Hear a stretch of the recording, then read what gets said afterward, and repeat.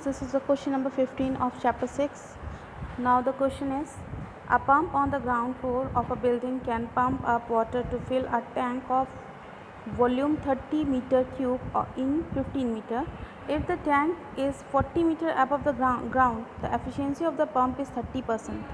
How much electric power is consumed by the pump? ठीक है, उस सिचुएशन में आपको निकालना है. This is tank, this is a tank. Okay, now हम गिवन थिंग्स सब लिख लें. अब जो जो दिया हुआ है हमें पहले, तो वॉल्यूम ऑफ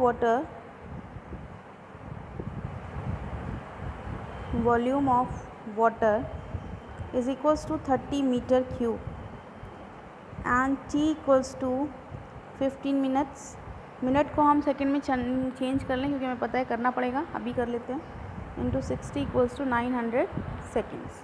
ठीक, ना h equals to 40 metre, eta equals to 30%. Okay, as density of water equals to rho equals to 10 to power 3 kilogram meter minus cube. So mass क्या होगा? mass of water pumped, m equals to rho भी होता है, तो ये क्या हो जाएगा? m equals to volume into density. ठीक है, rho V means V is density और rho is volume, sorry V is volume and rho is density. Okay, now the 30 into 10 to power 3 kgs. अब हम बात कर लेते हैं आउटपुट पावर की. आउटपुट पावर जो P होगा, P output, this is W by T. Power W by T होता है और W जो है हमारा क्या है? mgh हो जाएगा. W equals to mgh, potential energy upon time. This is 30 into 10 to power 3 into 9.8 into 40 upon 900.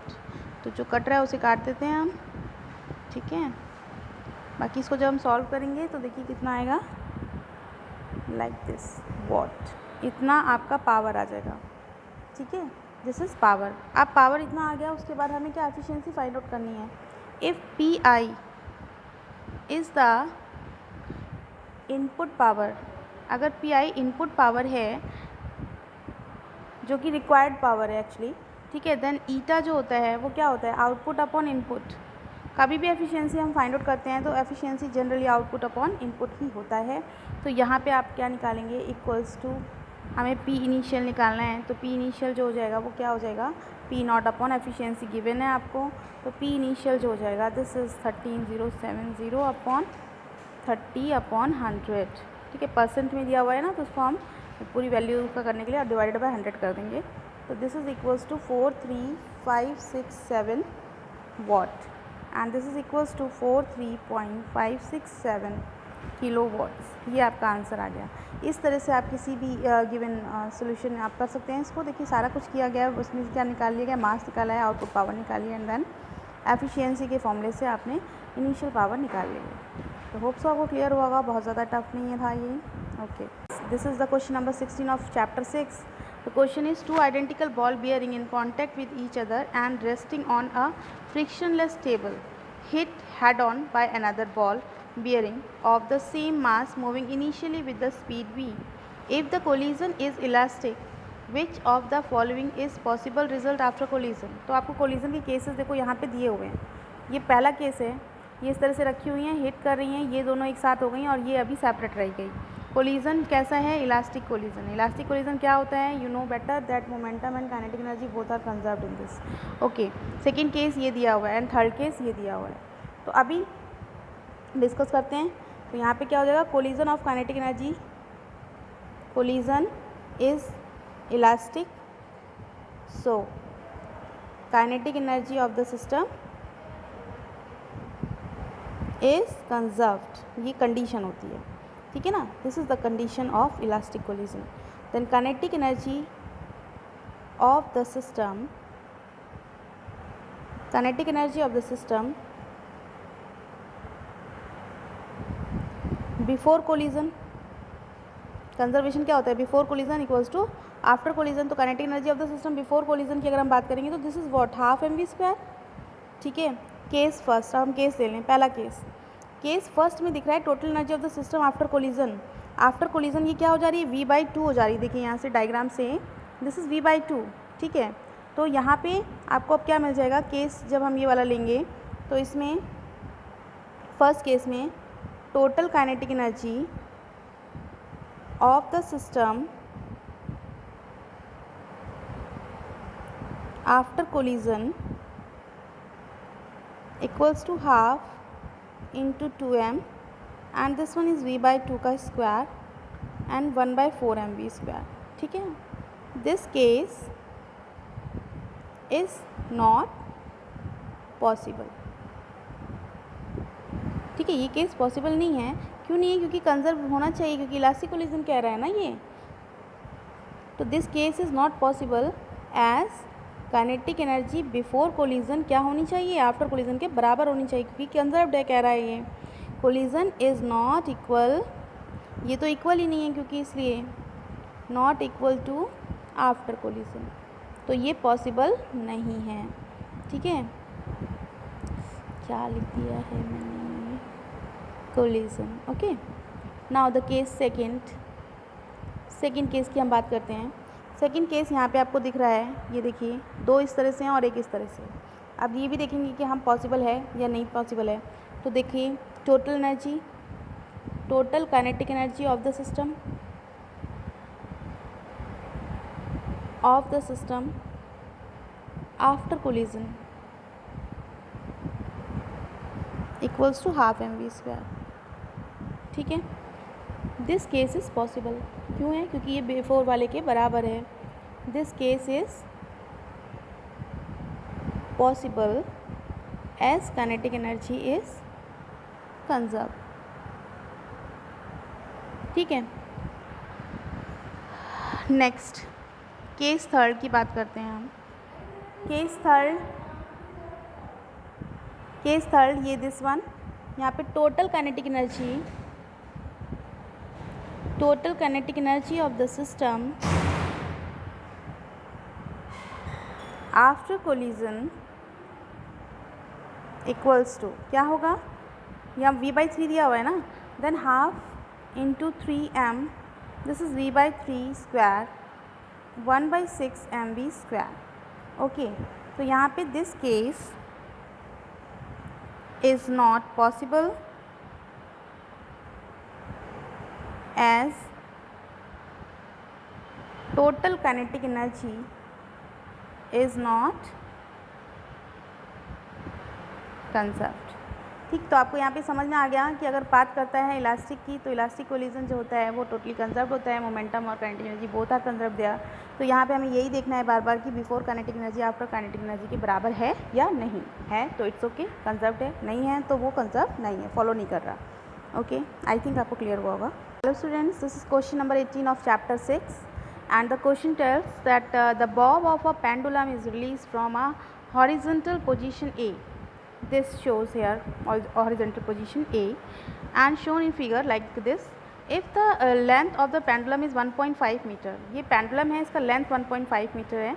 What is the speed of which the bob arrives at the lower most point? ये यहाँ से यहाँ तक आएगा और इस लोअर मोस्ट पॉइंट पे आपको पता है स्पीड कैसी होती है, मैक्सिमम होती है, लेकिन वो कितनी होगी ये पता करना है, okay. Give its dissipated 5% of its initial energy against the air resistance. Obviously यहाँ से यहाँ तक आएगा तो अगेंस्ट एयर रेजिस्टेंस को कुछ वर्क डन करना पड़ेगा और वही हमें फाइंड आउट करना है कि कितनी एनर्जी, वेलोसिटी कितनी है, एक्चुअली ये फाइंड आउट करना है हमें, ठीक है ना। तो देखिए जो है गिवन है, जो वो लिख लेते हैं सबसे पहले हम। यहाँ पर क्या चीज़ है, solution. This is potential energy of the bob at position A. कितनी हो जाएगी, हाइट पर है देखिए, ठीक है। हाइट की वजह से ऑब्वियसली पोटेंशियल एनर्जी mgh हो जाएगी। This is m into 9.8 into 1.5। Since 5% of energy is lost when reach at B. So kinetic energy at the lower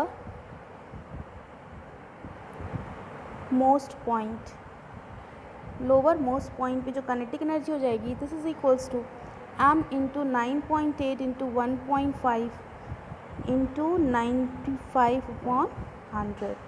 तो ये देखिए ये क्या है, हाफ mv² equals to m into 9.8 into 1.5 into 95/100। Solve करना है अब हमें, v की वैल्यू निकालने हैं यहाँ से हम क्रिएट करके, m से m कैंसिल हो जाएगा, ठीक है, दोनों तरफ से कैंसिल हो जाएगा और ये यहाँ पे हमें क्या मिलेगा 2 इंटू 9.8 इंटू 1.5 इंटू 95/100। ठीक है, इसको हम पूरा सॉल्व कर लेंगे एंड सॉल्व करने के बाद 5.29 मीटर पर सेकेंड इसकी वैल्यू हमें मिल जाएगी। तो this is the maximum value या this is the value you can say at the point lower most point. ठीक है, तो आई थिंक आपको क्लियर हुआ होगा। पोटेंशियल एनर्जी हमने निकाल ली, 5% जो एनर्जी लॉस्ट हुई ना बी तक पहुंचने में, वही तो काइनेटिक एनर्जी जो है हो जाएगी लोअर मोस्ट फॉर्म पे, तो वो इसकी किसके बराबर हो जाएगी, लोअर मोस्ट कंडीशन पे आकर काइनेटिक एनर्जी के बराबर हो जाएगी और यहाँ से हम वी निकाल लेंगे। Okay, now the next question is, students, this is question number 20 of chapter 6. The question is, a particle of mass 0.5 kg travel in a straight line with a velocity of v equals to ax to the power 3/2, where a equals to 5 meter per second, 5 meter raised to the power half and s inverse. What is the work done by the net force during its displacement from x equals to 0 to x equals to 2? देखिए जहाँ पे limits आपको दी हैं तो यहाँ पे limits आपको put करनी होंगी, ठीक है ना, तो मतलब वैल्यू निकालनी होगी उन लिमिट्स के अकॉर्डिंग। तो यहाँ पे हम अभी सोल्यूशन करते हैं। सोल्यूशन में देखिए आपको जो गिवन थिंग है this is m equals to 0.5 kilograms, ठीक, ये आपका है। अब वेलोसिटी जो गिवन है दिस इज़ a x की पावर 3/2, ठीक है, a is 5 metre raised to the power half and second inverse. Metre per second होती है, पर सेकेंड स्क्वायर होती है ना, लेकिन उन्होंने उसकी यूनिट को क्या कर दिया, हाफ कर दिया, ठीक है। तो initial velocity at x equals to 0, तो v1 क्या हो जाएगा a इंटू 0, यहाँ पे x 0 पुट करेंगे तो 0 आ जाएगी, तो यानी कि v क्या हो जाएगी, 0 हो जाएगी, इनिशियल वेलोसिटी 0 हो गई। अब हम फाइनल वेलोसिटी की बात कर लें। Final velocity at x equals to 2, x की जगह हम 2 रख दें, 2 रेज़ टू द पावर 3/2 और a जो भी है, ठीक है। तो यहाँ पे v2 जो आ जाएगा this v2 equals to a और यहाँ पे 2 raise to the power 3/2 value put करेंगे तो हमें मिल जाएगा 5 into 2 raise to the power 3/2। Clear. अब वर्क डन जो होता है, वर्क एनर्जी थ्योरम लगा दें हम simply, work done equals to change in kinetic energy या इंक्रीज इन काइनेटिक एनर्जी की बात है, चेंज इन काइनेटिक एनर्जी, तो is equals to half m क्या हो जाएगा v2² माइनस v1², और ये वाला टर्म तो 0 ही हो जाएगा क्योंकि v1 आप देख चुके हैं 0 इनिशियल वेलोसिटी है ना। तो दिस इज़ व्हाट, यहाँ पे ब्रैकेट मैंने पहले ही लगा दिया, एनीवेज इसको हम ऐसा कर दें, हाफ इंटू 0.5 और फिर आपको मिल जाएगा 5 into 2 raise to the power 3/2 square, ठीक है, और वो माइनस 0 एंड ये इस तरह से होल ब्रैकेट में आ जाएगा। और आप देखिए यहाँ पे क्या आ जाएगा, सॉल्व करेंगे पूरा 50 जूल आ जाएगा, इसका आंसर क्या आ जाएगा 50 जूल। ओके, तो मेरे ख्याल से इसमें कुछ भी आपको ऐसा नहीं लगा होगा कि जो आपको नहीं आता हो। मेरे ख्याल से आपको ये सारी चीज़ें आनी चाहिए कि किस तरह से लिमिट्स रख के हम वैल्यूज़ फाइंड आउट करते हैं। इजी था, समझ में आया होगा आपको।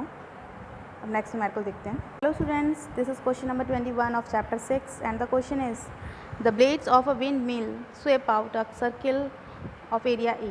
Okay, if the wind, first case दे रहा है, if the wind flows at a velocity v perpendicular to the circle, what is the mass of the air passing through it in time t. ठीक है, next पूछ रहा है what is the kinetic energy of the air, and next assume that the windmill convert 25% of wind's energy into the electrical energy and that A equals to 30 meter square, V equals to 36 kilometer per hour and density of air is 1.2 kgs per meter cube. What is the electrical power produced? ठीक है, तो इसमें तो proper फॉर्मूले लग जाएंगे आपके। देखिए विंड मिल अभी आपके कोर्स में तो नहीं है, लेकिन इसका भी एक फॉर्मूला होता है जो यहाँ पे डायरेक्ट रख सकते हैं, ठीक है, या उसको हम अभी सॉल्व करके बताते हैं किस तरह से आएगा वो। चलिए हम स्टार्ट करते हैं। ए पॉइंट की बात करते हैं, सोल्यूशन। ठीक है, ए पॉइंट में volume of wind flowing per second, उसका वॉल्यूम क्या हो जाएगा ए वी। ठीक है, ये क्यों हो जाएगा, दिस इज़ ये वेलोसिटी, ये आप अभी आप फ्लूइड में पढ़ेंगे आगे, उससे आपको क्लियर हो जाएगा कि ये कैसे आता है। ये आपका हो जाता है एरिया इंटू 1 सेकेंड में ना, पर सेकेंड की बात कर रहे हैं तो वेलोसिटी इंटू टाइम लेंथ हो जाएगी, तो एरिया इंटू लेंथ जो है वो आपको क्या मिल जाएगा, ये पूरा वॉल्यूम मिल जाएगा। समझ रहे हैं, ये एरिया है and this v is what, this v is the velocity पर सेकेंड, मतलब टाइम यहाँ पे होगा लेकिन वो 1 होगा, तो वेलोसिटी इंटू टाइम l हो जाएगा, लेंथ हो जाएगी, तो एरिया इंटू लेंथ क्या हो जाएगा, वॉल्यूम हो जाएगा। ठीक है, अभी क्लियर हो गया। ठीक, next is what, mass of air, mass of wind flowing per second, तो मास क्या होता है, वॉल्यूम इनटू डेंसिटी, तो वॉल्यूम तो हमने ये निकाला है एंड डेंसिटी हमारे पास क्या है, रो, देन ए वी रो हो जाएगा। ठीक है, mass of air, mass of air passing in time t, passing in time t, ये क्या हो जाएगा, A v and rho and t, ये मास ऑफ एयर है जो टी टाइम में पास हो रहा है, तो हमने टी को क्या कर दिया, मल्टीप्लाई कर दिया। ये आपका आ गया पूरा, जो फर्स्ट में पूछा गया था वो आपको मिल गया। बी पॉइंट में क्या पूछा था, क्या, kinetic energy of air, kinetic energy of air equals to what, half m v square and equals to half, m की वैल्यू हम यहीं से रख लेंगे जो निकल के आई है हमारी ए वी पी टी, और this is what, v square. ठीक है, ये आपका आ जाएगा हाफ A v q and rho t, this is rho t. Okay, तो ये आपका आ गया यहाँ से। नेक्स्ट इज सी, अब इसी जो निकाला है ना, इसी में पावर निकालनी है, ये क्या आ गई आपकी kinetic energy, energy upon time is power, ये एनर्जी अब डिवाइडेड बाय टाइम कर देंगे हम। तो देखिए, electrical energy, electrical energy produced equals to 25% of kinetic energy. ठीक है, दिस इज़ 25% है, divided by 100 into kinetic energy of air. तो किनेटिक एनर्जी ऑफ एयर हमने क्या माना है, दिस इज़ 1.4 हो जाएगा, डायरेक्ट कर लेते हैं 1.4 and into half, kinetic energy of air ये ऊपर निकल के आया है, this is kinetic energy of air. ठीक, ये हो गया आपका। अब हम क्या करें, इलेक्ट्रिकल पावर, पावर क्या होता है, this energy divided by time, this divided by time, तो टी से टी कैंसिल हो जाएगा और ये मिल जाएगा आपको 1/8 a new cube excuse me. ठीक है, ए न्यू क्यूब, तो ये आपको यहाँ से क्या मिलेगा, 1/8 into 30 into 10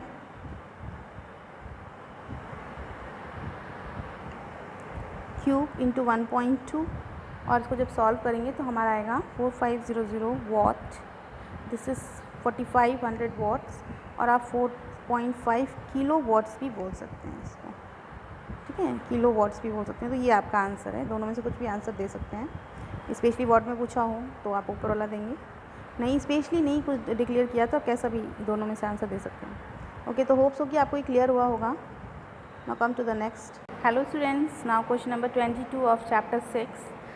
question is a person trying to lose weight, a person trying to lose weight means dieter lift a 10 kg mass 0.5 meter 1000 times. Assume that the potential energy of each time she lowers the mass is dissipated.